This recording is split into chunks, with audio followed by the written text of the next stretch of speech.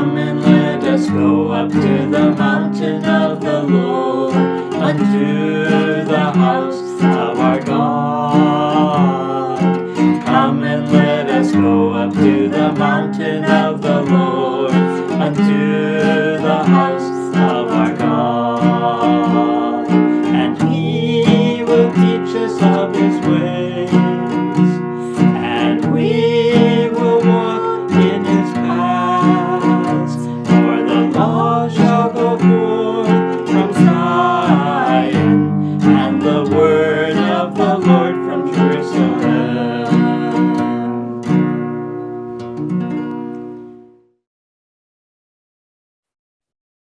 Greetings in Jesus' name. Salam di dalam nama Tuhan kita Yesus Kristus. The name of our lesson today is Straight Paths for Our Feet. Pelajaran kita hari ini bertemakan jalan yang lurus atau yang rata bagi kakimu. So you might have good feet, but if you are not on a straight path, you are going to have some difficulty. Mungkin kakimu, Bapak Ibu Saudara sekalian, kaki yang bagus. Tetapi kalau kamu tidak berjalan di jalan yang lurus, maka itu ada sesuatu di dalamnya, ada masalah di dalamnya. It becomes a challenge Ini merupakan suatu tantangan. to have a crooked path. Kalau di hadapan kita itu jalannya berliku-liku, berbelok-belok. So tonight we're going to learn how we can walk in a straight path for Jesus Christ. Nah, malam hari ini kita akan belajar bagaimana kita berjalan di jalan yang lurus, jalannya Tuhan kita Yesus Kristus. And that will make your Christian testimony effective and sharp. Dengan demikian, kesaksian kekristenanmu akan menjadi kesaksian yang efektif dan yang tajam, yang tepat. So that people will see Jesus in your life. Sehingga orang-orang mereka bisa melihat ada Yesus dalam hidupmu. And they won't see you, but they will see what Jesus has done for you. Jadi sudah bukan lagi mereka melihat kepada diri Anda, tetapi mereka akan melihat akan apa yang Tuhan telah kerjakan dalam hidupmu. And I think that is the greatest privilege that we have serving Christ. Dan saya pikir itu adalah satu keistimewaan atau kebanggaan bagi kita di dalam kita melayani Tuhan Yesus Kristus. When Jesus can shine through us to others. Ketika Tuhan Yesus dia bersinar lewat hidup kita dan menyinari orang lain. So that's what we're going to be talking about, is how that path of difficulty that's in front of you right now can become made straight, and the gospel light can shine brighter through you. Itulah yang akan kita bicarakan pada hari ini. Bagaimana kalau di depan kita itu jalan kita berliku-liku, ada banyak kesulitan, kemudian akan diluruskan, dan sehingga terang Tuhan bersinar lewat hidupmu. So a path is a beaten track. Jadi yang dimaksud dengan jalan itu di sini adalah jalur yang kurang dilalui atau jarang dilalui orang. And a track gets beaten because it's used all the time. Dan mengapa dikatakan demikian? Karena ya jalan itu dia jarang atau kurang dilalui orang. So when we start walking in God's ways, at first it's not straight. Pertama-tama di saat kita baru memulai perjalanan kita dengan Tuhan, jalan itu pertama-tama dia tidak rata.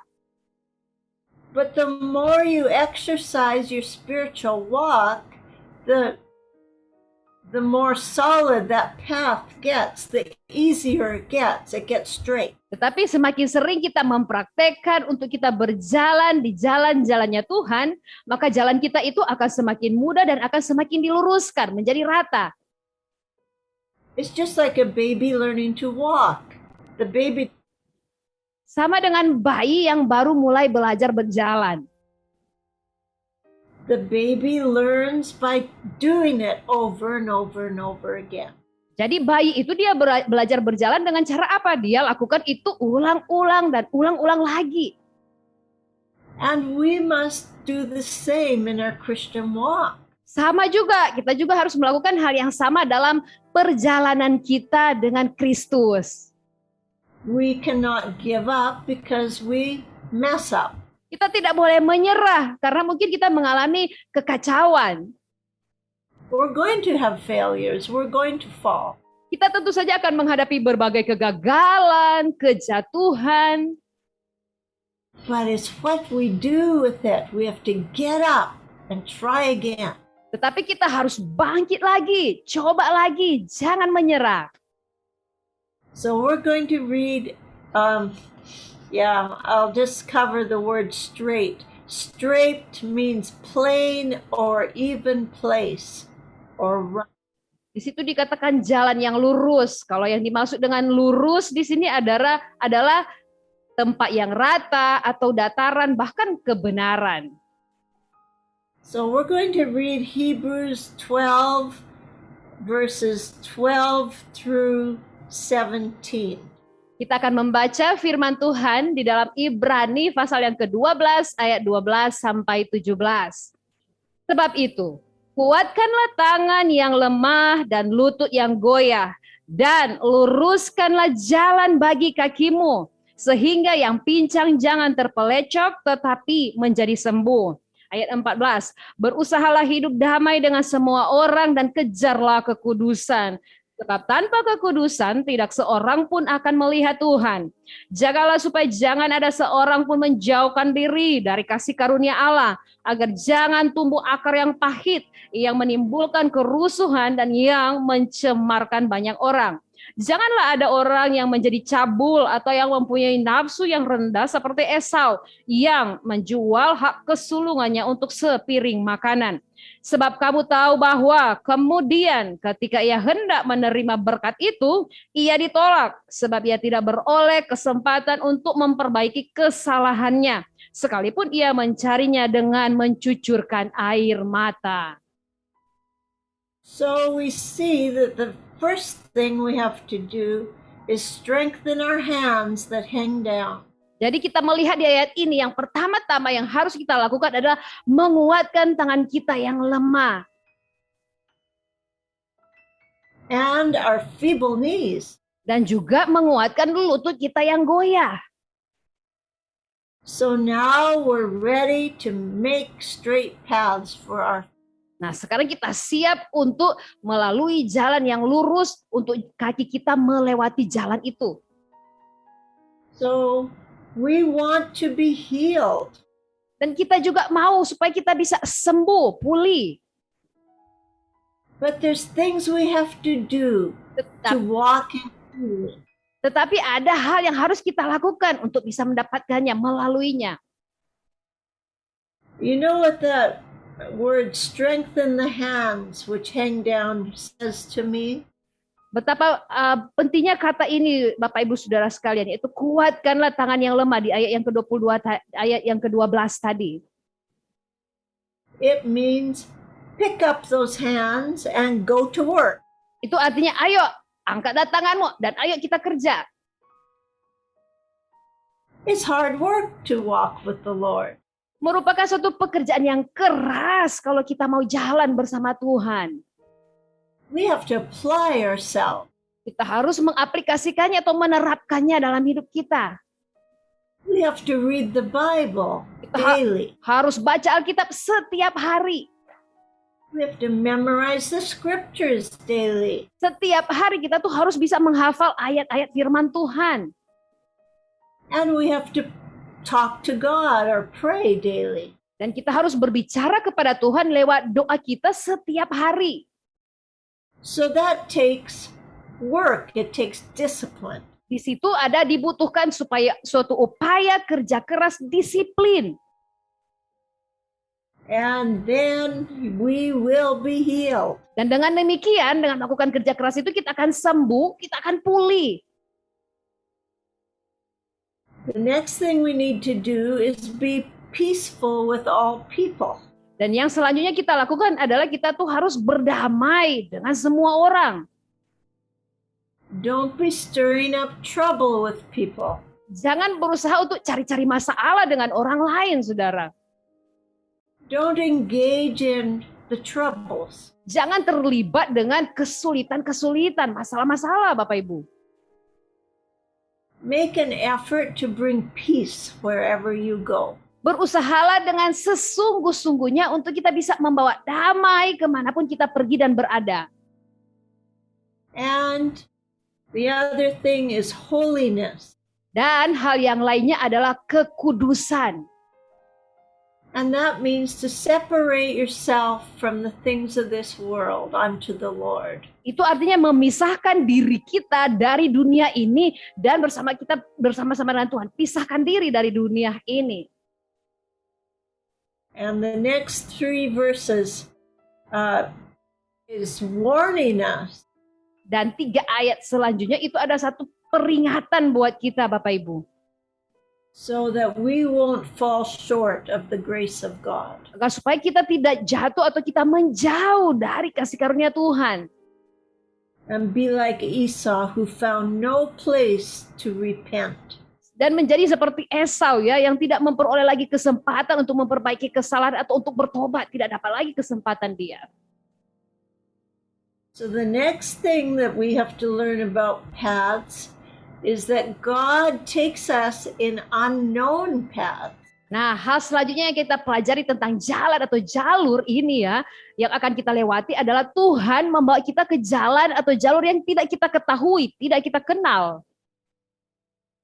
And we haven't done it before. Kita belum pernah melewati jalan itu sebelumnya. And maybe there's many things wrong on the path you're on. Dan mungkin ada begitu banyak hal yang salah di dalam jalan atau jalur yang Bapak Ibu sementara lalui sekarang. But God says He's going to make the crooked straight.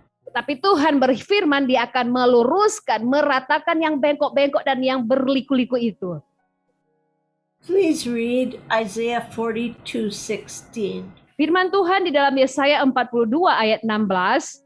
Aku mau memimpin orang-orang buta di jalan yang tidak mereka kenal. Dan mau membawa mereka berjalan di jalan-jalan yang tidak mereka kenal. Aku mau membuat kegelapan yang di depan mereka menjadi terang. Dan tanah yang berkeluk-keluk menjadi tanah yang rata. Itulah hal-hal yang hendak kulakukan kepada mereka yang pasti akan kulaksanakan. Amen. So it's an exciting journey to walk with Jesus. Nah, ini perjalanan yang menarik ya kalau kita bisa berjalan bersama dengan Tuhan Yesus, menyenangkan perjalanannya. It's all new. Semuanya baru. So don't let anyone tell you that Christians live a dull life. Jadi jangan pernah kalian percaya bahwa orang Kristen kehidupan yang dilaluinya itu kehidupan yang membosankan. Jangan percaya dengan hal itu. No, because if you're walking close to Jesus, every minute is exciting. Tidak ya, karena kalau kita berjalan semakin dekat dengan Tuhan Yesus, bahkan setiap menitnya itu merupakan hal-hal yang menarik dan menyenangkan. Before Jesus came to the earth, God sent a special man to prepare the way for Jesus' entrance. Sebelum Tuhan Yesus datang ke dunia ini, Bapa sudah menyiapkan satu orang yang spesial ya sebagai pembuka jalan bagi Tuhan Yesus. That man's name was John the Baptist. Nah, nama orangnya ini adalah Yohanes Pembaptis. And we read John 1:23. Yohanes 1 ayat 23 firman Tuhan berkata demikian. Jawabnya, akulah suara orang yang berseru-seru di padang gurun, luruskanlah jalan Tuhan. Seperti yang telah dikatakan Nabi Yesaya. John prepared the way of the Messiah to come by his call to repentance. Yohanes mempersiapkan jalan bagi Mesias untuk kedatangannya lewat seruan pertobatan panggilannya ya, seruan pertobatan, panggilan pertobatan. In Isaiah 40:1-4, this is prophesied. Nah, di sini ada kata-kata nubuatan yang terdapat dalam Yesaya pasal 40 ayat 1 sampai 4. Firman Tuhan berkata, hiburkanlah umatku, demikian firman Allahmu. Tenangkanlah hati Yerusalem dan serukanlah kepadanya bahwa perhambaannya sudah berakhir, bahwa kesalahannya telah diampuni. Sebab ia telah menerima hukuman dari tangan Tuhan 2 kali lipat karena segala dosanya. Ada suara yang berseru-seru, persiapkanlah di padang gurun jalan untuk Tuhan. Luruskanlah di padang belantara jalan raya bagi Allah kita. Setiap lembah harus ditutup dan setiap gunung dan bukit diratakan. Tanah yang berbukit-bukit harus menjadi tanah yang rata dan tanah yang berlekuk-lekuk menjadi dataran. The Jews have been waiting for 400 years to hear from God. Sudah lebih dari 400 tahun orang-orang Yahudi menanti-nantikan untuk mendengarkan kabar dari Tuhan. Between the old and new covenant with man, with Israel, there was 400 years. Jarak antara perjanjian lama dan perjanjian baru itu ada 400 tahun, saudara. So the people were wondering if Jesus would ever come. Makanya lumayan lama ya, orang-orang bertanya-tanya apakah Yesus Mesias itu akan datang. They were waiting for their Messiah. Mereka menanti-nantikan Mesias penyelamat mereka. In verse 1, that's why it says, comfort my people. Itulah sebabnya di dalam ayat yang pertama tadi, dalam Yesaya 40 dikatakan, hiburkanlah umatku. And cry out to her that her warfare is ended. Dan katakanlah ya, berserulah kepadanya bahwa segalanya sudah berakhir. So that is why John the Baptist had to come and cry in the wilderness. Nah, itulah sebabnya mengapa Yohanes Baptis itu harus datang ya dan berseru-seru di padang belantara. And that voice prepared the way for Jesus to come. Yaitu persiapkanlah jalan bagi Yesus untuk datang, suara itu. And we know that Jesus did come and he was the glory of the Lord. Dan sungguh Yesus datang dan dialah kemuliaan Tuhan. And the whole world has seen him for 2,000 years. Dan seisi dunia ini sudah melihat Tuhan Yesus bahkan selama 2000 tahun ini. And now Jesus is getting ready to come back to earth again, and this time to take us home to heaven with him forever. Dan sekarang Tuhan Yesus sudah siap sekali, sudah siap untuk bisa datang kedua kali ke bumi ini untuk menjemput kita dan kita ke surganya selama-lamanya dengan dia di surga. John was the messenger sent with a message to God's people. Nah, Yohanes ini adalah utusan yang diutus untuk membawa pesan Tuhan kepada umatnya. He started his ministry 6 months before Jesus entered his ministry. Yohanes sudah memulai pelayanannya 6 bulan sebelum Tuhan Yesus memulai pelayanannya. Let us read Mark 1:1-5. Kita baca di dalam Markus pasal yang pertama, ayat pertama sampai yang kelima. Firman Tuhan berkata demikian. Inilah permulaan Injil tentang Yesus Kristus, Anak Allah. Seperti ada tertulis dalam kitab Nabi Yesaya, lihatlah, aku menyuruh utusanku mendahului engkau. Ia akan mempersiapkan jalan bagimu. Ada suara orang yang berseru-seru di padang gurun. Persiapkanlah jalan untuk Tuhan. Luruskanlah jalan baginya. Demikianlah Yohanes Pembaptis tampil di padang gurun dan menyerukan, bertobatlah dan berilah dirimu dibaptis dan Allah akan mengampuni dosamu. Lalu datanglah kepadanya orang-orang dari seluruh daerah Yudea dan semua penduduk Yerusalem, dan sambil mengaku dosanya mereka dibaptis di sungai Yordan. By the time Jesus came, the people's hearts were seeking God. Ketika Yesus datang, pada waktu Yesus datang, hati orang-orang pada waktu itu sedang mencari-cari Tuhan. This is, we're going to go back to our theme scripture, Hebrews 12:13. that this repentance in our heart, or the change of our life, must come so we will be healed. Nah, kita kembali ke tema dari kita hari ini ya. Di dalam Ibrani 12 ayat 13 itu, jadi ada tema pertobatan dulu. Jadi kita harus bertobat dulu supaya kita ini bisa disembuhkan, bisa dipulihkan ya. So we know that the feet is a very low and humble place. Nah, kembali ke tema itu berbicara mengenai kaki. Nah, kaki ini adalah bagian tubuh yang ada di paling bawah, ya, berada di bagian paling bawah tentang kerendahan hati. And even in Indonesia, there's still people who walk in bare feet today. Bahkan sampai sekarang ini kita di Indonesia masih banyak orang yang berjalan dengan kakinya telanjang kaki ya. But usually you have a sandal on. Tapi biasanya kita berjalan, kita pakai sandal ya. But you know that when you come to a house, your feet are dusty and dirty. Nah, kita tahu setelah kita berjalan, kalau kita mau masuk rumah, kaki kita itu berdebu. So this is the way it was in the days of Jesus. Nah, seperti inilah keadaannya di zaman Tuhan Yesus. And the paths were hot and dry and dusty. Di zamannya Tuhan Yesus, jalan-jalan yang mereka lalui itu panas, berdebu, kotor. So that when guests would come to the house, the low servant would wash the feet. Makanya ketika tamu-tamu itu mereka tiba di satu rumah, para pelayan itu mereka harus basuh dulu, bersihkan dulu kaki para tamu ini yang kotor ya. And that was common courtesy. Dan itu adalah suatu penghormatan yang umum, menghargai tamu. So let us read Luke 7:44. Kita baca di dalam Lukas 7 ayat 44. Firman Tuhan berkata demikian.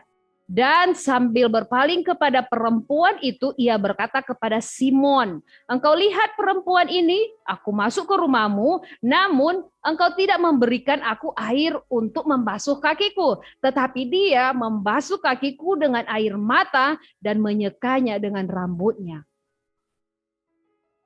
And so Jesus was talking to Simon and telling him this story about this woman that was washing his feet with her tears. Nah, di sini Tuhan Yesus menceritakan kepada Simon tentang si wanita ini yang datang membasuh kakinya Tuhan Yesus dan menyekanya dengan rambutnya. And Simon hadn't even given him the courtesy of washing his feet with water. Sedangkan Simon sendiri tidak pernah memberikan suatu penghargaan atau penghormatan kepada Tuhan Yesus dengan cara membasuh kaki Tuhan Yesus. Simon tidak pernah lakukan itu. But this woman who had prepared her heart and asked for forgiveness of her sins was so grateful to Jesus that she was washing Jesus' feet with her tears. Nah, wanita ini mempersiapkan hatinya ya, memberi hatinya untuk dia boleh mengalami pertobatan, boleh menerima pengampunan daripada Tuhan Yesus, dan dia pun membasuh kaki Tuhan Yesus bahkan dengan air matanya. How beautiful. Sungguh indah. She didn't care what the people around her thought. She just wanted Jesus to know that she was grateful that he forgave her sins. Si wanita ini dia tidak peduli apa kata orang di sekitarnya dengan apa yang dia lakukan. Dia hanya mau menunjukkan betapa dia sangat-sangat bersyukur dengan pengampunan yang Tuhan berikan atas dirinya. So if you need your sins forgiven today, just know that Jesus will meet you right there. All you have to do is confess your sins and ask him to come into your heart. Dan Bapak Ibu, jika engkau sementara bergumul dengan dosa-dosamu, maka datanglah minta ampun, Tuhan sanggup memberikan pengampunan kepada engkau. Datanglah kepada Tuhan Yesus dan minta ampun dan dia akan mengampuni dosamu. It's been lovely to be with you today. Senang sekali kami boleh bersama-sama dengan Bapak Ibu sekalian pada hari ini. Come and let us go up to the mountain of the Lord, unto